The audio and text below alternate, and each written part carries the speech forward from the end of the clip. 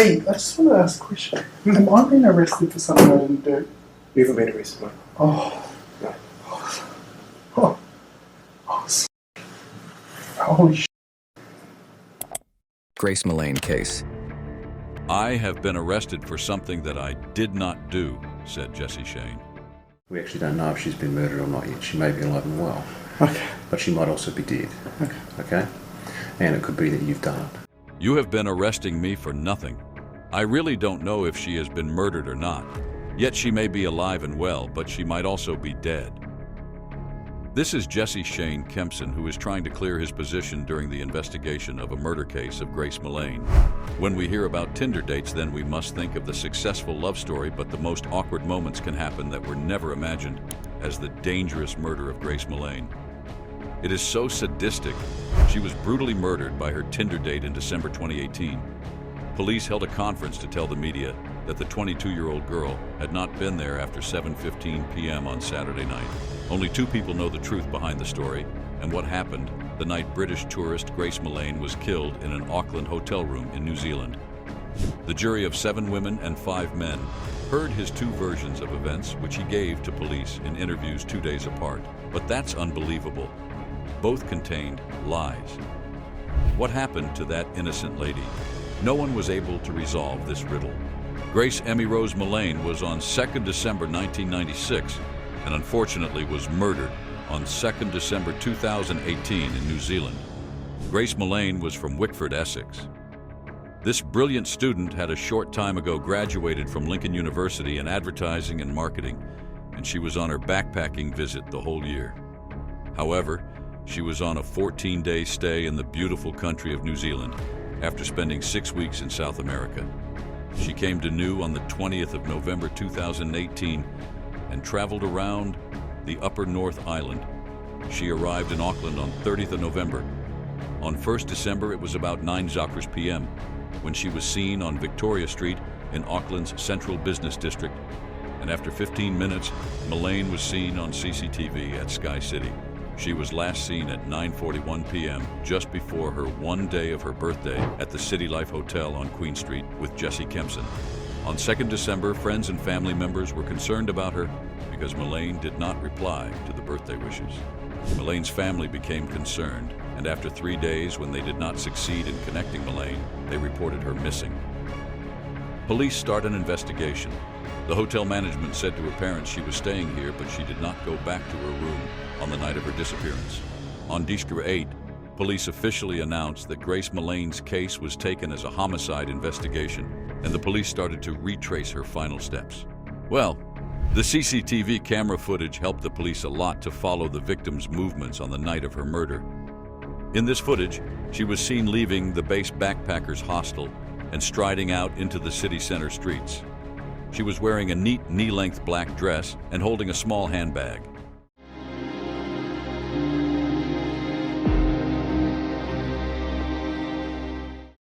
So, the police continued the investigation, and unfortunately, the victim's body was found on 9th December at around 4 p.m. Her body was in West Auckland's forested Waitakere Ranges, where it lay undiscovered for 8 days.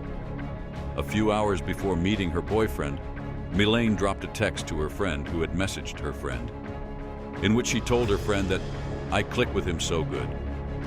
It was the last text of Milane.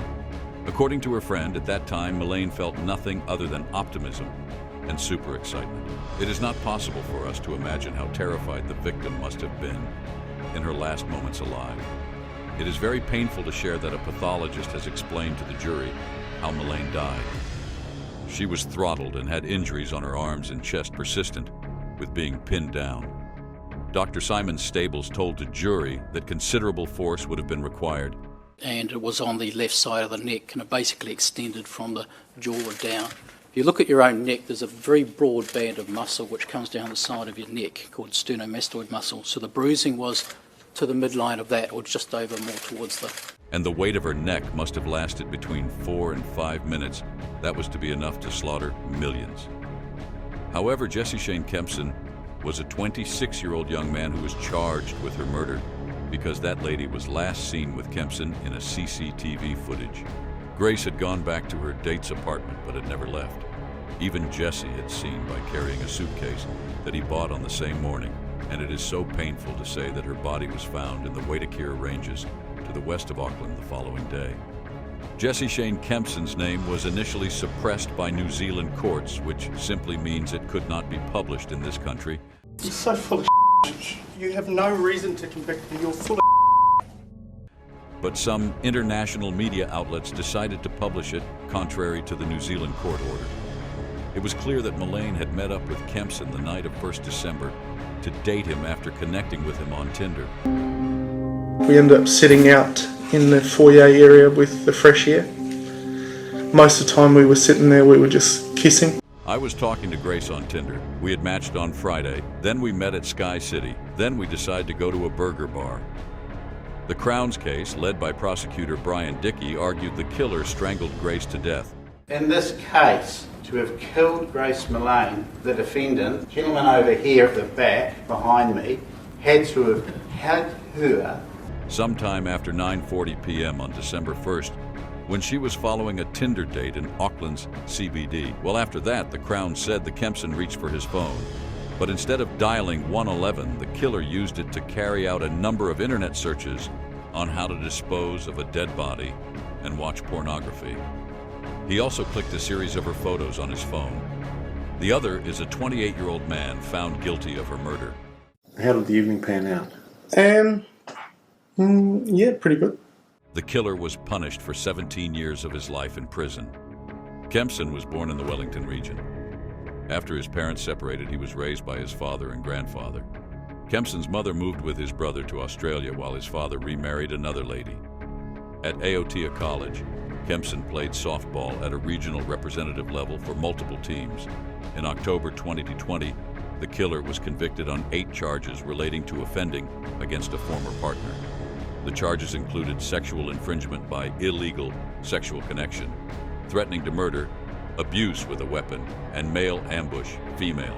In November 2020, he was convicted on 1 charge of sexually violating another lady who was a British tourist. Kempson received a total sentence of 11 years imprisonment over the new charges, to be served concurrently with his life sentence. Kempson yelled at trial judge Justice Jeffrey by saying, "You have no reason to convict me." Kempson tried to clear his position by saying at the Auckland High, "Okay, I am accepting. She had died during a consensual sex." After a 3-week trial, he was convicted by a unanimous guilty verdict and later sentenced to life imprisonment with a minimum non-parole period of 17 years. Well, he filed an appeal against his conviction, which was rejected by the Court of New Zealand request on 18 December 2020. The suppression order was lifted by the New Zealand Supreme Court on 22 December 2020. It was also revealed that he had been convicted of rape and sexual abuse charges relating to 2 other women in October and November 2020. The killer also had brutally raped another British tourist. Milane's killer, Jesse Kempson, was intensely built and had a history of engaging in rough sex. This murder of Gillane's story was first published in November 2019, and it has been republished following the sentencing of Grace Millane's killer. Her parents told in an interview in 2018 that during her trip, Milane had been bombarding us with many photographs and messages of her adventures. Milane's death caused an unprecedented reaction from the New Zealand public. Prime Minister Jacinda Ardern made a public apology to the family of Milane on 10 December, saying, "On behalf of New Zealand, I want to apologize that Milane should have been safe here, but unfortunately, she was not." During this press conference, she became so emotional and her eyes were filled with tears. The mother of victim Gillian Milane has told the Extraordinary Ordinary podcast about the killer that, "I don't think about him, I don't care what happens to him. That man came into our life and destroyed our family. Even I don't care about his name, I don't care about him." The victim's sister gave a statement after her death in a video, her tragic life short tour. "My beautiful Grace, an innocent young lady on a daily basis. I torment myself over what did to my grades, the terror and pain. Is it fair to trust a stranger and go on a Tinder date? Tell us about your opinion." Well, if you like this interesting video, then please give it a thumbs up. Don't forget to subscribe to our channel and hit the notification bell icon so that you can stay tuned for the latest videos. We'll catch you soon. Goodbye for now.